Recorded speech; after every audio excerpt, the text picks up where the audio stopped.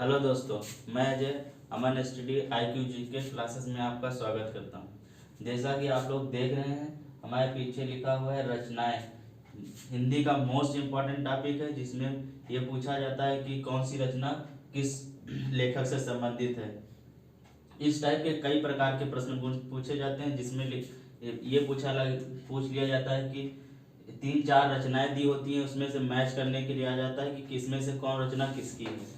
और दूसरा एक टाइप क्वेश्चन होता है कि एक तरफ रचनाएं, एक तरफ जो है लेखक, और उसमें मिलान करना होता है, जिसमें नीचे ऊपर करके दिया होता है कि इसका किस रचना में कौन सा लेखक होगा। इस तरीके का आता है। और सीधे ही पूछ लिया जाता है कि जैसे कि भगवत गीता किस लेखक की रचना है, इस तरीके का भी क्वेश्चन पूछ लिया जाता है। तो 3 तरीके के क्वेश्चन इसी रचना बेस पर पूछा जाता है। उसी को देखते हुए हम आज मोस्ट इम्पॉर्टेंट हिंदी की जो मेन पुस्तकें हैं, जो मेन रचनाएं हैं, उनसे संबंधित ये टॉपिक लेके आए हैं। इसमें मेन हमने ये सारी रचनाएं पहले से ही लिख रखी हैं, जैसे कि भगवत गीता, महाभारत, वेद व्यास। तो अगर आ जाए क्वेश्चन आ जाता है कि महाभारत के लेखक कौन से हैं, कौन कवि हैं, तो वेद महर्षि वेद व्यास। भगवत गीता, महाभारत, ये दोनों अलग अलग इनकी पुस्तकें हैं। भगवत गीता, महाभारत, वेद व्यास। कुमार संभवम, रघुवंशम, कालिदास। ये दोनों रचनाएं ऐसी हैं जो संस्कृत में भी पूछी जाती हैं और हिंदी में भी पूछी जाती हैं। तो अगर आ जाए कुमार संभवम, रघुवंशम, कालिदास। साहित्य लहरी, सूरदास। बीजक और रामायणी, कबीर दास। मुद्रा राक्षस, विशाख दत्त। अष्टाध्यायी, पाणिनि। अर्थशास्त्र, चाणक्य। पंचतंत्र, विष्णु शर्मा। बुद्धचरित, अश्वघोष। कादम्बरी, बाणभट्ट। गीत गोविंद, जयदेव। ये ऐसी रचनाएं हैं जो हिंदी में भी पूछी जाती हैं और संस्कृत में भी पूछी जाती हैं। ज्यादातर संस्कृत में पूछी जाती है, कभी कभी इनको हिंदी में भी पूछ लिया जाता है। इसीलिए हमने इसको हिंदी में भी रख लिया है।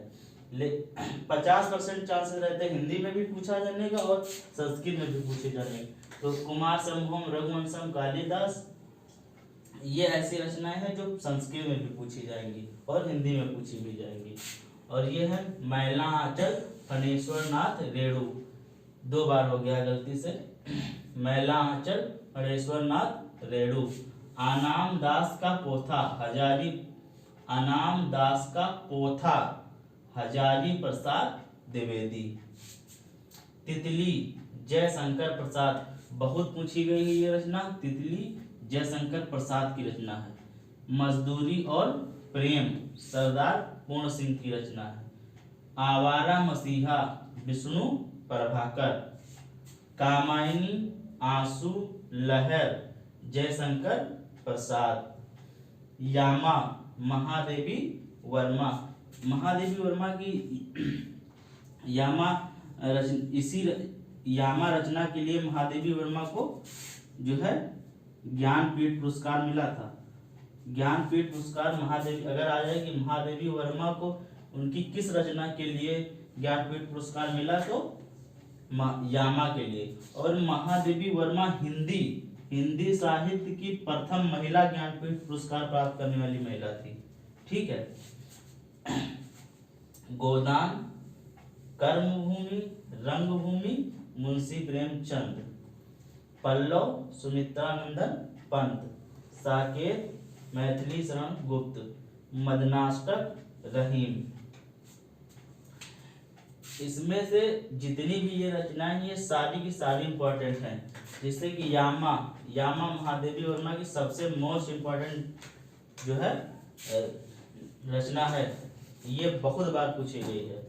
जैसे तितली जयशंकर प्रसाद की बहुत बार पूछी गई, ये बहुत इंपॉर्टेंट है।